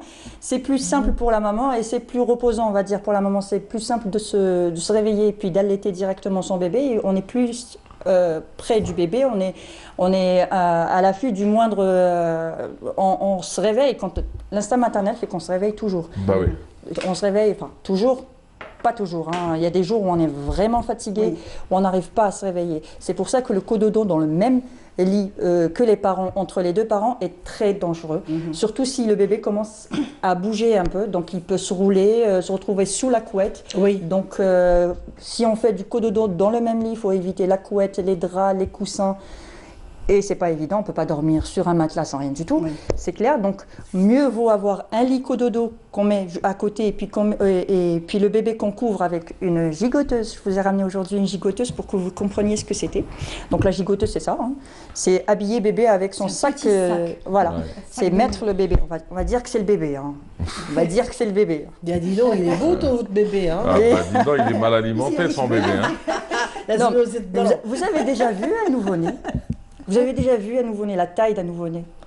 C'est à peu près entre 48 cm jusqu'à 50 et même plus, 54 à peu près. 52. Donc c'est à peu près ça. Et puis. Moi j'aurais dit moins que 50. Si, oui, 52. Ça peut arriver à 52. Wow, 50 mm les jeunes. J'ai fait 52 moi à ma naissance. C'est ça 50. Et j'ai les preuves. Ça c'est même pas 40. Moi je sais. Moi je suis comme le Mzabi. Tu sais comment il compte le Mzabi? Tu veux un mètre de tissu? Ouais, ok, voilà. Ok. Ça, c'est exactement. Ah non, laisse tomber. Attends, 52, 1. Là, je vais te dire, moi, 50. Tu vas voir la taille de ton bébé, c'est pas un bébé, hein. Il sort pas en césarienne, lui, tu le commandes avant. Mais tu sais, mais laisse-moi placer un mot. Hey. C'est 50, mais un bébé peut faire aussi 48 cm, peut faire moins, ça dépend. S'il est aussi prématuré, il peut être. Mais en tout cas, on salue Monsieur Yahya, il est mozabite, il vient de Bnezgen, il est dans la régie, il nous regarde. Et on l'embrasse. Coucou Monsieur Yahya, on vous adore. Et toi aussi, tu vends du tissu, monsieur, avec les bras? J'aimerais bien que tu m'apprennes. C'est quoi les trucs de mesure? Dis-moi juste, tu t'es réveillé un matin, tu t'es dit, allez, je fais comme ça. Rénovier Misano. C'est ça. Oui, tout simplement. Non, monsieur Yahya, il est dans toute autre chose. Bon, alors, votre bébé mal alimenté, on l'aura compris, vous le mettez dans sa gigoteuse. Il n'y a pas de quoi gigoter avec un bébé de cette taille-là. Hein, oui, non, mais il faut savoir aussi que les gigoteuses, c'est selon la taille, c'est selon l'âge. Par exemple, une gigoteuse trop grande pour un bébé, bon, les bras peuvent rentrer à l'intérieur et peuvent se retrouver au fond du sac. S'ils se retrouvent au fond du sac, au revoir, camarade. Voilà, exactement. Donc même les gigoteuses, c'est selon l'âge. Et selon la température, bien sûr. Donc une gigoteuse dans un lit à part, soit un lit cododo ou un lit à part, c'est plus une question de sécurité. C'est à vos enfants, ça? Oui. Je peux sentir l'odeur? Oui, mais ils ça sent talc ou ça sent... Ils l'ont pas utilisé cette année encore. Il fait pas assez froid pour utiliser. Ouais, mais il y a l'odeur de l'année d'avant. T'aimes bien l'odeur des bébés, toi? Ça... Je crois que c'est ça. Ça, je l'ai pris du lit ce matin. Tiens. Elle met du Cafour dans son placard. Voilà. Non. Ça, c'est du lit ce matin, si tu veux sentir le bébé. Elle le dit avec tant d'émotion. Oui. C'est clair. Ça sent le bébé. Oui, ça sent le bébé. Ça sent la petite crème que tu lui mets sur les fesses. Non, mais pas de crème pour les bébés. On met pas de crème pour les bébés. Ah si, pour lui enlever l'irritation des fesses après. Ah, pour l'irritation, c'est autre chose. C'est ça. Je parle de ça. C'est encore du zéro. Ah, elles sentent bon vos petites. Hein. Bah oui, ça sent le bébé, c'est normal. C'est normal. Ça sent bon le bébé. Ah, comme ça, tu passeras une bonne journée aujourd'hui. Je passerai une bonne journée parce que j'ai senti l'odeur. Oui, bien sûr. Bien sûr. Donc le cododo, les risques du cododo. Alors, quand on fait dormir bébé entre les deux parents, bon, il y a des personnes qui le font. Il faut quelques mesures de sécurité. Pas de couette, pas de couverture, pas de dredon, pas de coussin ou la mesnette, le traversin. Tout ça, il faut éviter. Et il faut un matelas dur, pas un matelas mou où bébé peut aussi s'enfuir dans le matelas. Et entre toutes les couches du lit, tout simplement. On évite de faire du cododo si on prend un traitement qui pourrait nous altérer notre... J'ai oublié le mot. Où on pourrait ne pas rester... Avoir un sommeil beaucoup plus lourd, tout simplement. Voilà, on ne fait pas de cododo quand on fume. À éviter, bien sûr. Et puis, le cododo... On ne fait pas de cododo quand on fume dans la chambre, vous voulez dire? Quand on fume tout court. Oui. Pourquoi? Alors pourquoi, je ne sais pas, mais c'est l'OMS qui le... J'ai le droit de dormir. Mais tu sens toujours la cigarette, tu pues la clope, quoi que tu fasses. Exactement. Même si je me douche. Même si tu te douches, tu pueras la clope, je te le dis.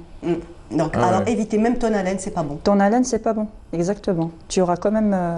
Non, faut arrêter. Tes poumons déjà sont pleins de goudron si tu fumes, donc voilà. C'est ce que je me disais, moi. Tu pollues l'atmosphère. Ouais, si un jour j'ai des enfants, ma femme va dormir avec Tu vas dormir sur le balcon. Ou tu iras dormir au salon. Avec Je vais me prendre une autre chambre, quoi. Voilà, tout simplement. C'est bien aussi, c'est aussi agréable. Voilà. Et évitez de faire du cododo sur un fauteuil ou, vous savez, les fauteuils spéciaux pour allaiter et tout ça, il faut éviter de s'endormir sur ce genre de fauteuil-là parce que bébé, surtout si la maman est fatiguée, il faut savoir que les premiers mois, les parents ne dorment plus comme avant. Et c'est faux ce qu'on dit, dormir comme un bébé. Ça n'existe pas. Dormir comme un papa, je suis d'accord. Mais dormir comme un bébé, bébé ne dort pas, surtout les premiers mois de sa vie. C'est connu.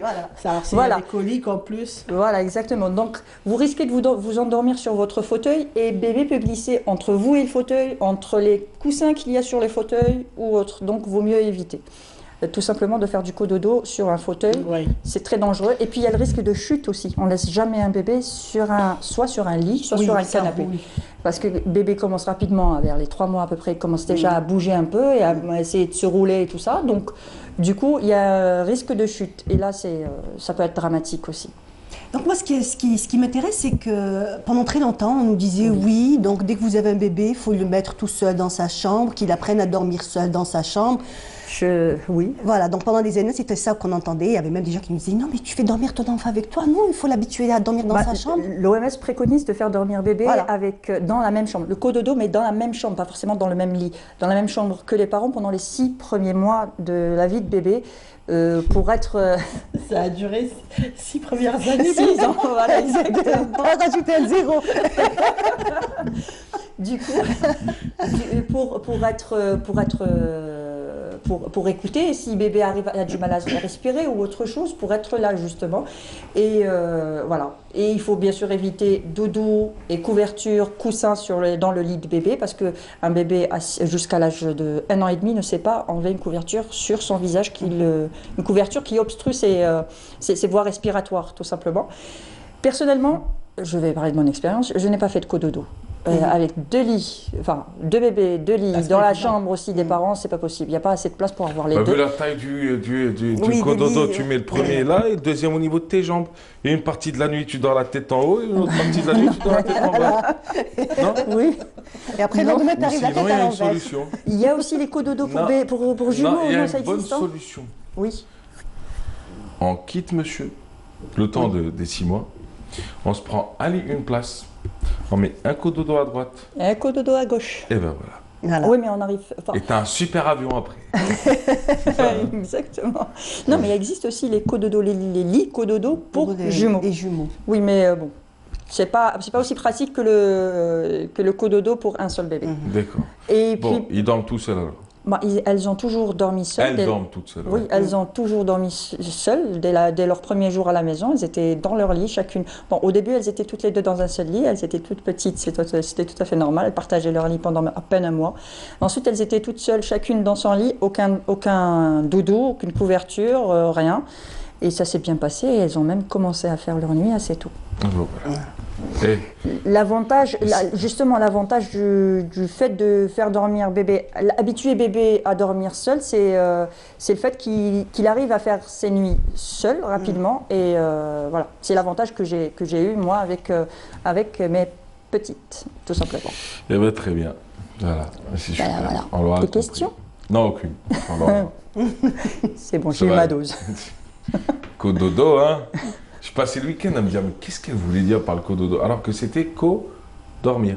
Oui. Co-dodo. Dodo pour dormir. Co-voiturage, co-dodo. Co-voiturage, quoi. Pareil, voilà. Ça me rappelle Non, mais ça me rappelle un conte.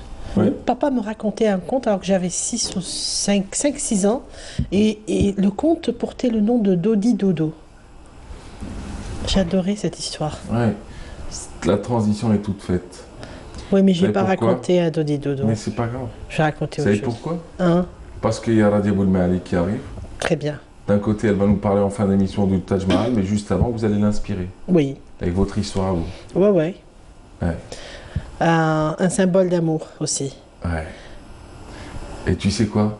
Il y a un jingle, il y a quelque chose qui arrive là, parce que... Je vais m'acheter un cododo pour aller dormir avec ma mère.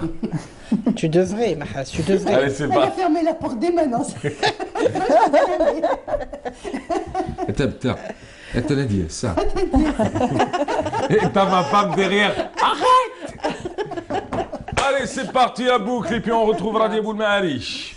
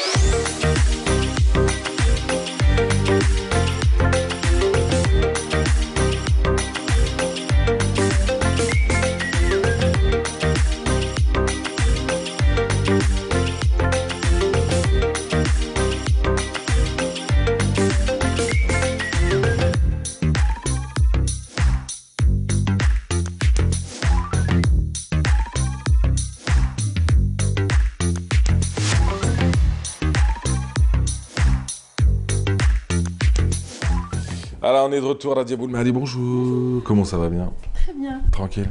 Oui, vous? Ça y est, la forme? Ça va. Le week-end était comment? Était mouvementé, moi je dis. Ah oui? Beaucoup de Vous avez sorties, fait beaucoup quoi? de- Oh ben non. Non, C'est personnel. Pas d'indiscrétion. En revanche, moi, celui-ci, c'était mon préféré. Lequel? Vous voulez le garder? La miquette? Bah oui. Ah bah tenez, je vous l'offre, il est à moi aussi. J'adore la dire, c'est-à-dire tu me dis qu'est-ce que t'as fait? Mouvementé, c'était bien, c'était intense. Alors tu l'as bien vécu intensément. Et c'était quoi? Bah tu te mêles pas mon frère. C'est exactement ça avec vous. Exactement. Ça s'appelle un teaser. Vous teasez Radio Boulmari. Vous Eh oui. teasez de forte belle Non, manière. ça c'est votre spécialité, Mahrez. Alors, on va passer à vous. Vous avez dit à Radio quelle était votre histoire aujourd'hui ou pas? Non. On a parlé de Zanzibar, mais c'est pas... Allez, c'est parti, le jingle et on se retrouve juste après. C'est beau Zanzibar. Oui, je sais que c'est...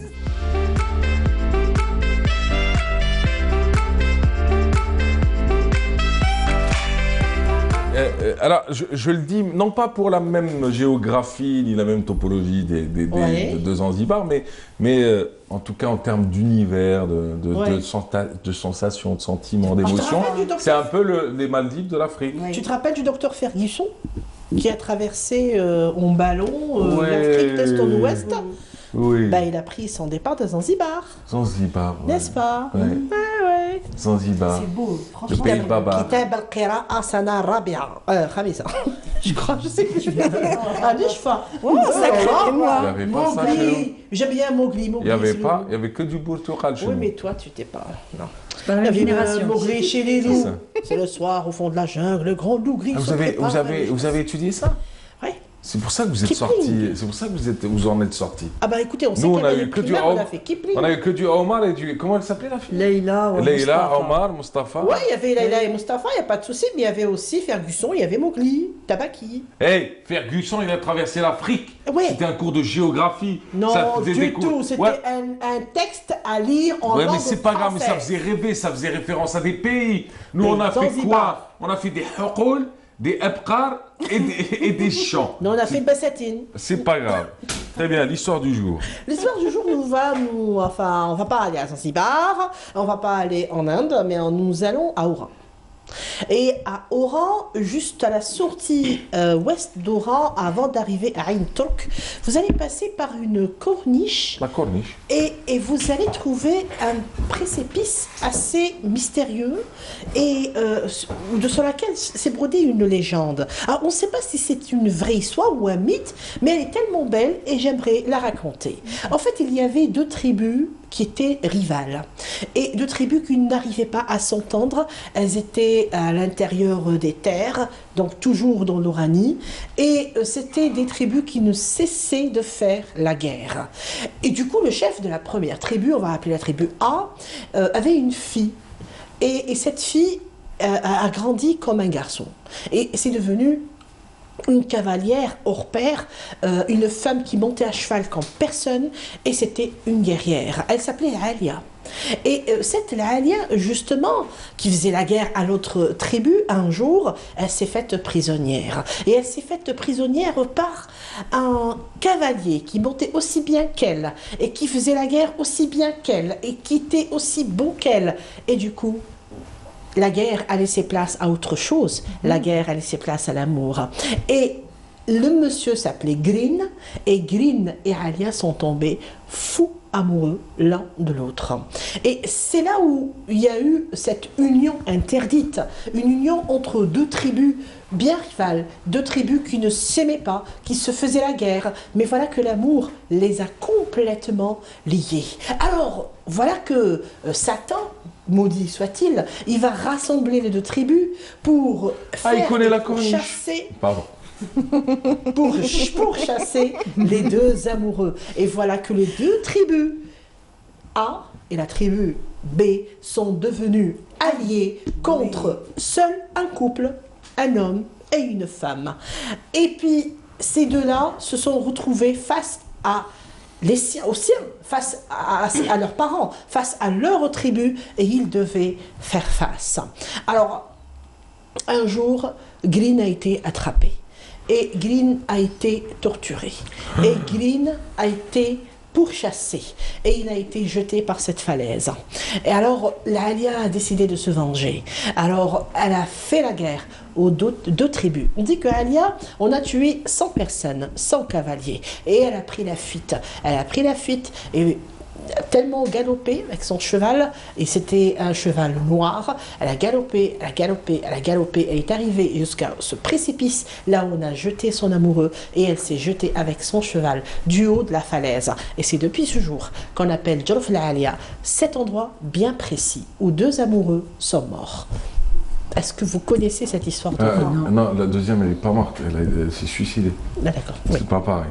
Mais elle est morte au final, suicidée ou pas morte, morte. Alors, selon certaines croyances, quand tu te suicides, tu ne meurs jamais. Tu ne meurs pas normalement. Non, tu ne meurs jamais. Je ne parle pas de religion. Tu restes comme le fantôme de Harry Potter à l'intérieur de la salle qui décapite. Tu vas hanter le lieu. Eh ben oui. Eh ben oui. Vous avez aimé cette histoire? J'ai trouvé glauque, moi. Je sais pas. En fait, il y a toujours c'est drôle, je sais pas pourquoi toutes les histoires d'amour, vraiment les histoires universelles, ont toujours cette note tragique qui nous... C'est fou, hein? Qui nous scie à la fin. Ouais, c'est vrai, hein? Je sais pas pourquoi. Ça s'est passé chez nous, à Oran. Alors, en fin de on compte, connaît Saïd et Hizia, mais on ne connaît pas Green et Alia. N'est-ce pas? Ouais. Saïd et Hizia a été chanté. Ben Gipon, ce qui va avec. Alors, Shabiya, Yay, Qaysonina, Antaria Ablaï, ce qui va avec. Non, Qaysonina, ماشي تاعنا، خلينا نهضروا تاعنا. تعشقوا نديروا حكايات مليحه علاه. انا نقدر نهضر لك على امينه وحافظ. احكي تحت امينه وحافظ يلا. Elle était trop riche pour lui, son père a refusé. Tu vois, voilà, ça c'est une histoire tragique. tragique. Après, il est parti faire ses études en France et l'autre est parti haraga par la Turquie. Je peux vous raconter, c'est une vraie histoire. Mais je vous écoute. Et il est passé par la Turquie, il a traversé la Grèce, il est monté au Monténégro, il est redescendu sur l'Italie, il est remonté vers la France.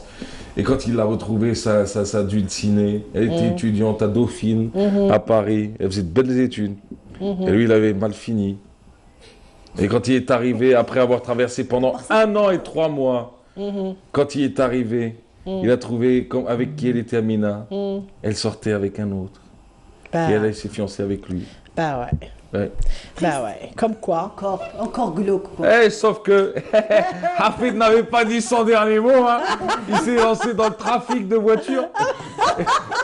Ben oui, Hafid est devenu très très riche. Donc, l'a pas comme elle a pas. Et Amina l'a regretté. Bon, Hafid n'est pas non plus quelqu'un de bien. Mais Hafid, il a vécu le pire. Non, mais Hafid, c'est Hafid.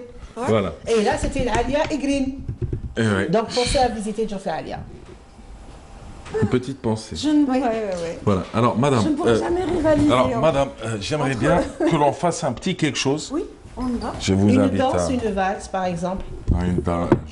Je la laisse à sa moitié, la danse. Madame, allez-y. Nous allons... On va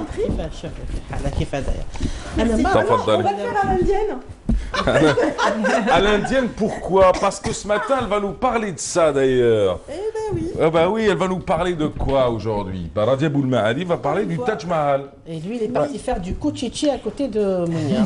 Et pourquoi Vous savez pas pourquoi je... Ils vont sûrement se mettre à chahuter un petit peu, c'est de la C'est ça, c'est que je voulais discuter un Il y peu a même avec le elle. petit lapin qui vous écoute, Radia. Allez, on y va, Radia. Tu me rends mon... Oui, oui. Ah, bah, très bien. Ça va porter bonheur. Plus de confiance. Alors oui, tout à fait. Donc bon, pour raconter cette histoire, bon, je rivaliserai pas avec la conteuse, ni même avec Mahrez et son sens de l'humour, mais bon, je vais parler d'une histoire dans laquelle il y a les ingrédients, les uns Ouais. et les autres. Voilà. Il y a une histoire un petit peu d'amour interdit. Au départ, il y a aussi toutes les péripéties, voilà, tout ce qui va avec, et puis des exploits. On dira des exploits. On va parler de Taj Mahal, c'est le nom que j'ai choisi aujourd'hui. Ouais. Donc Mahrez, Taj Mahal, ça m'a séduit. C'est déjà ce beau palais, donc un palais majestueux. Qui ne connaît pas le palais de Taj Mahal? Vous en avez certainement rêvé. Tous, moi je rêve encore, j'ai pas encore pu voir, mais bon, en image déjà il est somptueux. Ce palais qui est classé au patrimoine de l'humanité depuis 1983, mais c'est pas l'histoire qui nous intéresse. On va parler surtout de ce couple royal qui a séduit l'Inde et qui a séduit le monde par un attachement, un attachement jusque dans la tombe. Alors, le Taj Mahal, d'abord, sa signification, c'est le palais de la couronne. En fait, c'est un palais royal, mais c'est pas un palais, en fait. C'est un mausolée. Un mausolée, musulman, parce qu'il a été édifié et, commandé par un roi, un maharaja, un shah, indien et moghol, en l'occurrence. Il s'agit oh là là. C'est pas grave, de toute façon, les noms, Shah quand Jahan, il s'agit non, d'une il y en a tellement, mais civilisation Shah et d'une autre Jahan, culture, on prend le temps de les lire. Shah Jahan, donc l'amour, Continue. l'amoureux transi de, voilà. Ouais, je reprends mes câbles. Comme je suis branché, je suis comme un chien attaché, donc j'ai besoin d'être attaché. Sinon, je me sens pas bien. Ça va? Allez, très bien, allez-y. Ça va, pas C'est besoin super. d'adrénaline, ça va? Non, super, allez-y. Ça va. Donc, Heureusement qui que s'appelait c'est pas un jeu vidéo. Qui s'appelait Shah Jahan. Shah Jahan. D'accord. Shah Jahan donc avait pour dulcinée Mumtaz Mahal. C'est un nom que lui-même lui donnera par la suite. Donc au départ, elle s'appelait Arjuman Banu Bagan. Donc cette riche héritière du premier ministre de cet empire. C'était un empire moghol à l'époque. Et donc ils sont tombés amoureux très jeunes. Donc il avait remarqué cette petite jeune de 15 ans et ils sont tombés amoureux, mais leur amour, il leur est dit, ils vont le vivre secrètement. Pourquoi? Parce qu'ils devaient obéir aussi à ses obligations justement de Maharaja. Il y avait beaucoup de réserves par rapport à certains mariage à l'époque. Et donc, il devait aussi obéissance à son père qui a voulu tout d'abord le marier à cette riche héritière très intelligente. Donc, il obéit à son père, il finit par obéir à son père tout en gardant toute la fidélité à cet amour secret. Donc, il a juré de ne jamais trahir sa dulcinée. Il ne le fera pas. Il ne consommera pas son mariage. Donc, il fait plaisir à son père et en même temps, il ne se met pas officiellement avec la femme. Mais en même temps, il ne va pas vers une autre femme. Il la traite gentiment. Mais au bout d'une année, pas d'héritier, pas d'enfant. Le père est furax. Il demande à sa femme ce qui se passe dans ce couple princier. Et donc, sa femme lui explique qu'il est très gentil avec elle, mais il ne se passe rien. Mais il ne se passe rien. Peut-être qu'elle ne lui plaît pas. Donc il décide de le marier une seconde fois. Il lui ramène cette fois-ci une femme d'une beauté extraordinaire et de surcroît intelligente et puis plus riche que la première. Donc plus riche héritière. Pensant vraiment satisfaire son fils. Et l'autre n'a même pas remarqué cette beauté. Et il était toujours fidèle à son amour, etc. Et donc, cette souffrance, il la vivra parce qu'il ne va pas consommer le second mariage non plus. Et il patientera, donc, il ne savait pas, mais son père décède et fort heureusement, il reprend sa liberté, Shah Jahan. Et la première des choses qu'il fera sera d'épouser sa dulcinée. Donc là, on est dans le conte de fées. Hein. Ah, c'est bien ça. On est dans cette histoire de sauf que ça sent mauvais, là, la suite. Je pense que tu la connais, toi, la suite. Hein. Non, Non, mais il y a eu de belles choses quand même entre eux. Ils vécurent, comment vous dites les conteurs? Heureux. Ils vécurent heureux et ils eurent beaucoup d'enfants, au sens propre du terme. Non, mais ils sont partis au voyage de noces à Zanzibar, c'est clair. Tu connais l'Inde? Je vous avais dit de Tu pas connais le l'Inde? dire. Est-ce que tu connais l'Inde? Elle connaît Zanzibar. Je connais Zanzibar. D'accord. Tu sais qu'en Inde, tu fais 200 km, tu changes de pays. Bah, C'est un système de région, donc du coup, ils ont des gouvernements par région d'ailleurs. Et c'est un monde de dingue. Complètement c'est différent. un autre monde. Et à l'époque, c'était encore plus grand parce que c'était l'empire moghol qui avait conquis plusieurs contrées. Et donc, cet empire avait pour capitale à l'époque Agra. Donc, c'est là où se trouvait Accra, actuellement, c'est le Bangladesh. Donc, à l'époque, c'était encore la capitale. Et donc, ils vécurent heureux, ils firent beaucoup d'enfants. Ils étaient surtout des amoureux très remarqués pour être inséparables. Donc c'était une reine qui se déplaçait sur le terrain, sur les champs de bataille avec son époux, qui a enfanté sur des champs de bataille, qui ne l'a jamais quitté d'une semelle. Et c'était fabuleux cette histoire qui a séduit l'Inde à l'époque et jusqu'au moment du drame. Voilà, l'Empire a vécu quand même un grand drame. Et bien la 14e couche, donc, 14e enfant. 14e enfant. Oui, 14e enfant. Mais ils ne vécurent pas tous. Hein. Ils en ont gardé juste 4. Voilà. Alors, voilà. Juste après la naissance de sa petite fille, donc, Momtaz Mahal. Momtaz Mahal qui veut dire lumière du palais. Lumière du palais ou encore élu du palais. Donc, c'était le nom que lui avait choisi son amoureux parce que voilà, il voulait toujours lui donner, c'était sa lumière, il a toujours voulu la choyer, lui donner le meilleur. Et donc elle décède malheureusement, donc elle décède après cette naissance et elle lui fait promettre 2 choses. La première, alors qui peut deviner? De ne pas se remarier. Fidélité. Bien deviné. Fidélité. Eh ben oui, elle demande fidélité. Avant de mourir, et le second vœu, allez, le second vœu qui peut deviner éventuellement. C'est prise pour le second vœu. Ça concerne le palais? Oui, t'es pas loin. De construire un lieu en sa mémoire. Ou un lieu qui lui rappelle son amour éternel pour elle, ou un lieu de refuge où il pourrait se retirer. Qui soit retiré près d'elle. Vous aviez le droit à 3 réponses. Ou marier tous ses enfants à des femmes qui l'aimaient. Ça y est, quota de réponses aiguisées, on arrête là. Non. Eh ben non, mais en fait, il y avait une partie de réponse chez vous, parce qu'elle lui demande en fait de lui construire un mausolée, tout simplement. Un mausolée en bonne musulmane, elle voulait un petit mausolée pour elle. Donc une petite tombe, c'est comme ça qu'elle l'a imaginé. En revanche, lui, après la mort de sa dulcinée, qu'est-ce qu'il fera? Il s'enfermera pendant 8 nuits. 8 nuits, on ne verra pas le Maharaja, on ne verra pas le Shah. Pendant 8 longues nuits, il ne parlera à personne. Il en sort avec des cheveux gris. Et c'est le choc a provoqué donc une éruption de cheveux gris. Et voilà, certains démentent aussi cette thèse. Non, je pense que on rajoute toujours. Hein, voilà. On rajoute, le coiffeur n'est pas passé, peut-être qu'il se rasait bien avant. Et puis ça a changé. Hadra Souda, peut-être qu'il tenait, oui, c'est vrai. Elle en a toujours de bonnes. Alors voilà, donc il sort de son... Voilà, il ne sort pas de son deuil durera très longtemps, jusqu'à sa mort. Mais il en sort avec une brillante idée. Il décide donc de se mettre à l'œuvre et de réaliser le deuxième vœu de sa dulcinée, de lui construire le plus somptueux mausolée au monde, celui qui témoignera justement de leur amour. Donc on rejoint l'autre réponse de Mahrez, qui sera donc le garant de la mémoire de cet amour infini et éternel. Donc il décide de construire le Taj Mahal, donc objet de notre rubrique aujourd'hui. Le Taj Mahal a été construit en l'espace de nombreuses années. Donc il commence la construction tout de suite après la mort de la dulcinée, c'est-à-dire une année après.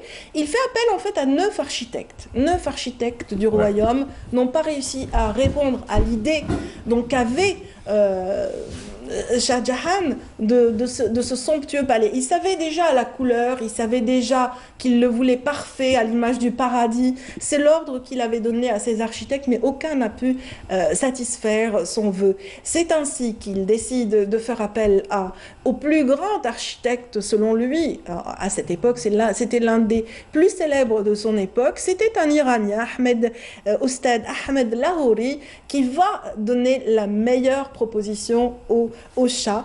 Ce sera donc la version qu'on connaît du Taj Mahal. Qu'est-ce qui fait vraiment toute la force de ce chef-d'œuvre architectural? C'est quoi? C'est qu'il est parfaitement symétrique. Parfaitement symétrique. Donc on est dans cette quête du parfait, cette quête du divin quelque part. Et donc il est très proche, beaucoup plus proche que les autres de cette image du paradis. Il a demandé des jardins, donc il va lui concevoir des jardins très fleuris, parcourus de cours d'eau et aussi de bassins parfaitement symétriques, des bassins qui reflèteront l'image du Taj Mahal, on le voit là. Bon, là on voit plutôt la rivière autour de les notables. Voilà, là on voit le reflet du Taj Mahal sur le bassin central. Magnifique. On recommande la visite de ce palais ou de ce mausolée, d'ailleurs au coucher du soleil ou au lever du soleil, parce qu'il y a des lumières magnifiques, extraordinaires. Ça donne une identité à chaque heure de la journée à ce mausolée, parce qu'il est entièrement couvert de marbre blanc. C'est ça qui fait la force aussi de Taj Mahal. Voilà, à l'intérieur, il y a des formes octogonales qui rappellent un petit peu les 8 paradis.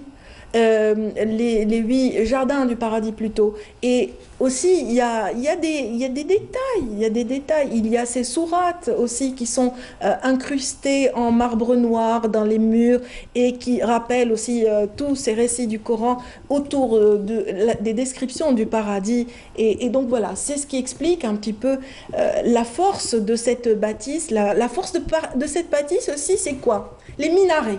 Vous avez remarqué, il y a 4 minarets. Déjà, c'est le premier édifice où les minarets sont séparés du socle principal.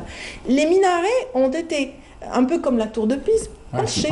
Ils ne sont pas droits. On a l'impression, mais ils sont légèrement, si vous observez bien, ils sont légèrement penchés vers l'extérieur. D'accord. Voilà. Et c'est justement un édifice qui a été conçu avec les conditions de sécurité, et aussi c'est l'un des premiers bâtiments antisismiques. Ben oui, parce que comme voilà, Delhi ou même cette région est traversée par une faille sismique, l'architecte à l'époque avait pensé que ces minarets, au lieu de détruire l'édifice principal, allaient plutôt tomber à l'extérieur en cas de séisme. C'est dire un petit peu vraiment que Shah Jahan en a eu pour son argent, pour tout ce qu'il a dépensé pour cette construction. On raconte qu'il y avait 4000 éléphants pour transporter les matériaux d'un endroit à l'autre, qu'il les avait acheminés de différentes contrées jusqu'en Perse. C'était au XVIIe siècle, début du XVIIe siècle. Shah Jahan, c'est récent, je pensais que c'était plus récent. Non, c'est XVIIe siècle, bonne question. Et Shah Jahan, plutôt Mumtaz Mahal, est décédé en 1631. Voilà. En 1631, il vivra 30 ans après elle. 30 ans, et 30 ans après, l'histoire continue, l'histoire de cet amour éternel continuera au moment de sa mort. Il convoque sa fille, sa grande fille, et il lui demande d'être enterrée. Donc on va voir les tombes en images, parce qu'en fait là, il déroge à son vœu quelque part, parce que le premier tombeau, celui de sa dulcinée, était parfaitement au centre de ce dôme et de cette belle pièce funéraire. Donc elle était vraiment au centre. Et non, il n'y a que lui.